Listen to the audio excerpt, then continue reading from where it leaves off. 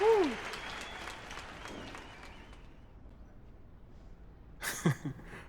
Man, I'll never forget when me and MP were 16 years old, playing for Wolfpack and Dynasty, two club league teams back in Plainview, Illinois. I remember I told MP he needed to shoot more if he wanted the scouts to notice him. Can you believe that? Me telling MP he needed to shoot more?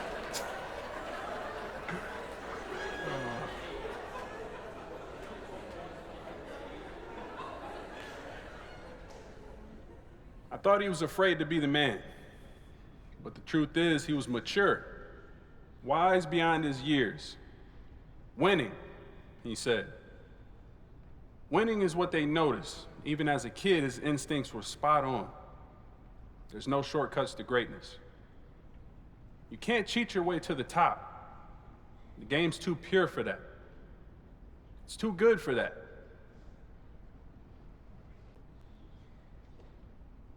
Every generation has its GOAT. You can't really compare them because you don't know anything about the world before you were born. I don't know what Wilt Chamberlain meant in 1965. Kareem, Magic, Larry, Mike. When they hit, they showed their time that the impossible was possible.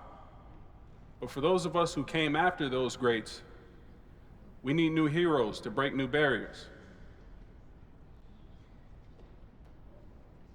A kid from Illinois had the same dream millions of kids all over the world do: to become the greatest basketball player of all time. Not only that, we dreamt of being part of a historic dynasty. You know, we grew up hearing about the Bulls and their 6 championships. 6 championships. I mean, how do you even do that? That's like someone landed on Mars. Neil Armstrong took one giant step. Truth be told, MP got away with 3 steps or more a lot. But if anyone was going to make the impossible possible, it was always going to be him. May I present the latest, greatest Naismith Hall of Fame inductee, MP.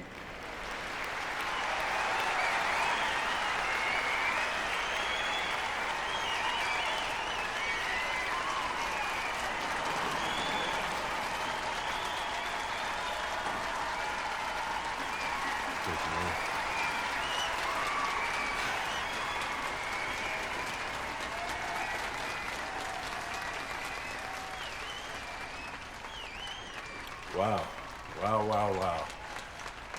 As much as my life today would be unimaginable to the kid back in Plainview, the one constant has always been Patrick. He shot too much then and he talks too much now.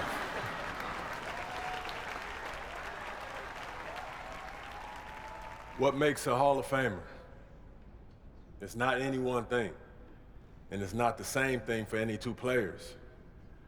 But there are 2 qualities shared by every Hall of Famer: what we bring as individuals and what we bring to our teams.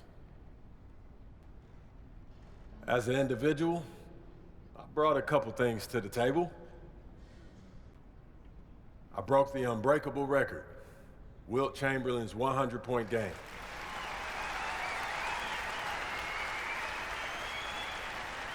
One record I'm especially proud of is having made more threes in a season than anyone else.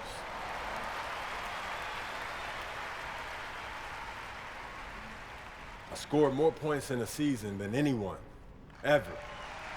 That's like 80 years of anybody's. That's a lot.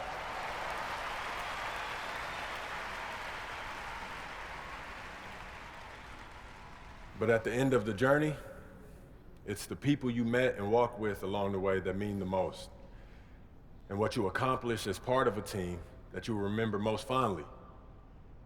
I was lucky to play where I did. Everything's bigger in Texas. What better place to chase your biggest dream than Dallas?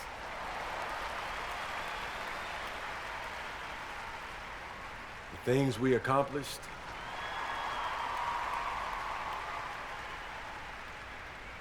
unless you followed the NBA 60 years ago, You've never seen a team win as many consecutive championships as we did. We made history together. History yellows faster and faster these days.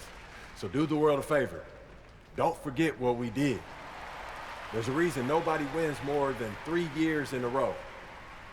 The irony of every title you win is it stacks the odds against you winning the one next year. You've played a longer, harder season than 28 other teams. Your off season is shorter. The following season, everybody wants to bring their A game when they play you, but we're up for the challenge again and again and again.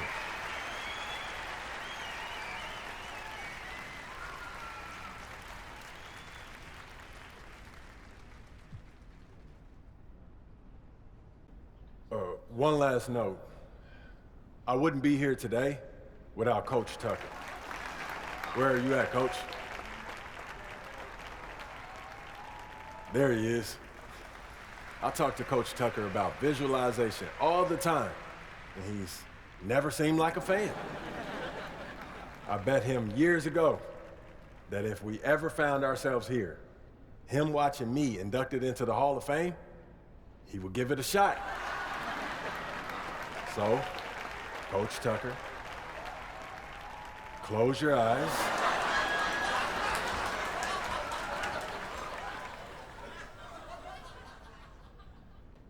All right, good. Good job. Now I want you to visualize yourself, visualizing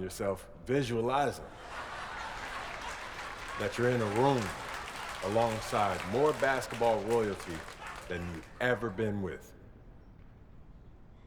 And for some reason, you're wasting that time sitting there with your eyes closed.